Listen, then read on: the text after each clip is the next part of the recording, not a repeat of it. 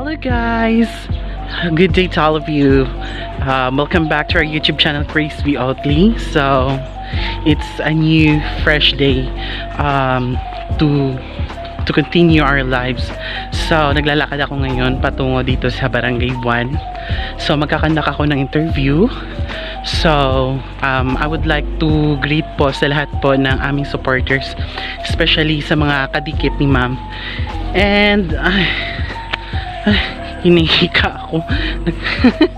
So, yun lang guys. And sa hindi pa nakasubscribe, please do subscribe po sa aming YouTube channel.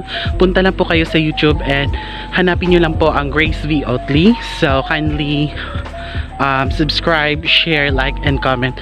And of course, click the notification bell for more updates. So, samahan nyo po ako ngayon sa araw na ito para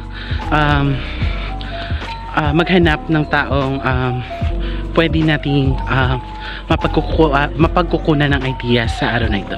So, sit back and relax because the video will be stuck.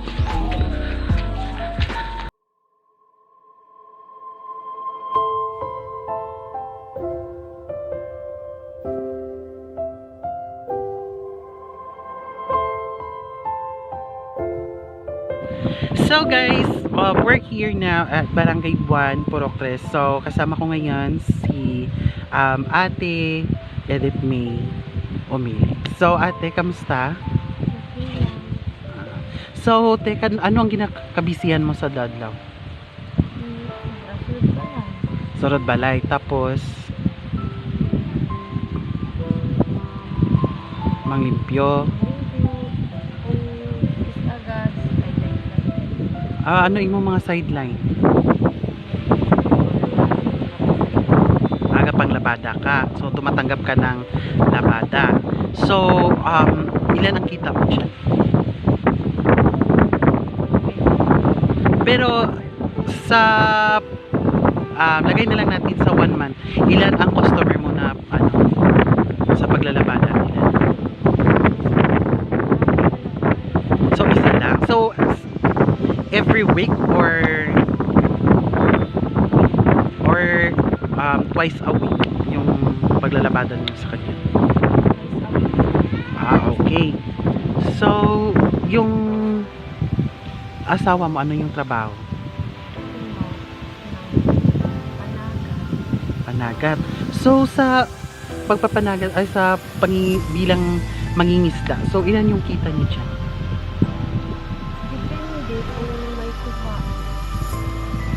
Ako may kuha. So, paano mo ma-estimate? 1 month, magkano?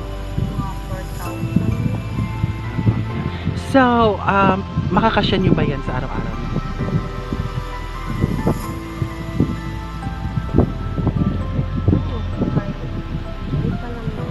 Bago pa lang kamo, syempre kay bago pa lang kamo ga-start nga nagbukod sa family, di ba?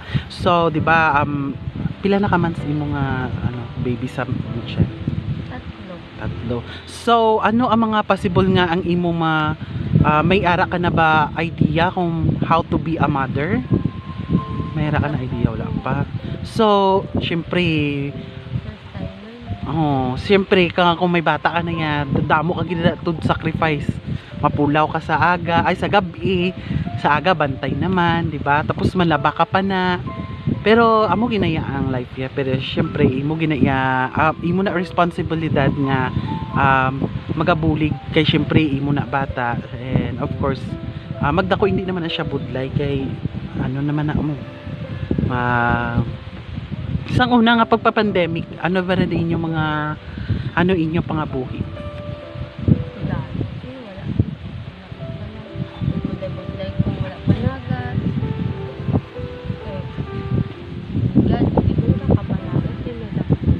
May dakpa na gani no, syempre. So pila na kamo ka years nga nag-updanay sa imo bana?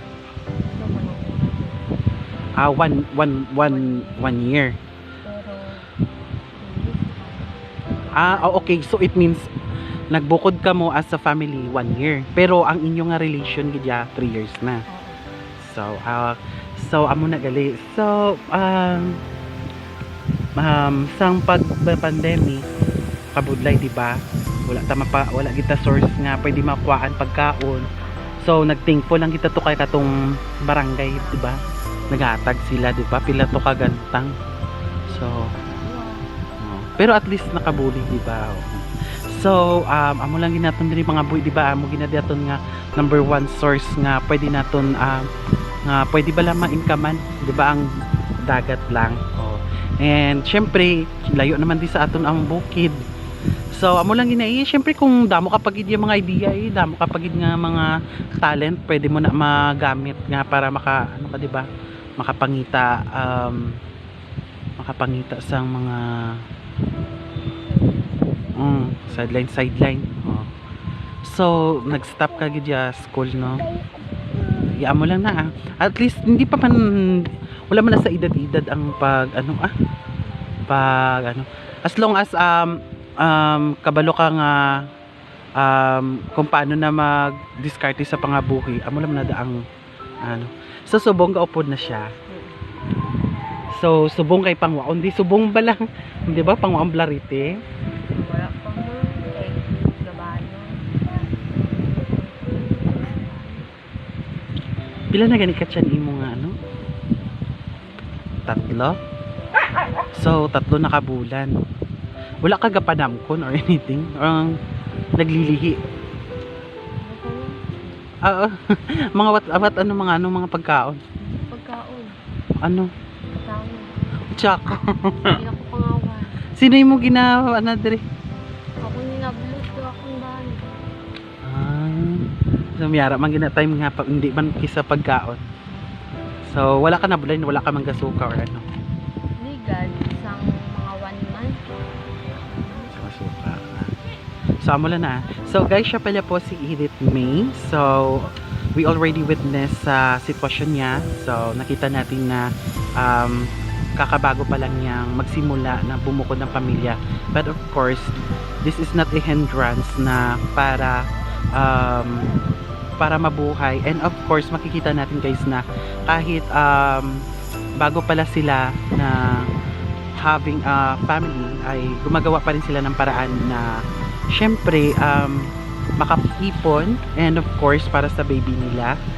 And after that, alam naman natin na kailangan talaga natin ng guide sa isang taon na kung ano, paano syempre buntis siya, and kapag nagkaanak, and of course alam ko na maraming sakripisyo yung pwede niyang pagdaanan, pero bilang isang ina, yan po ang responsibilidad niya upang bigyan ng bagong yugto ang buhay ng kanyang anak sa mundong ito. So thank you so much, Day, and have a nice day.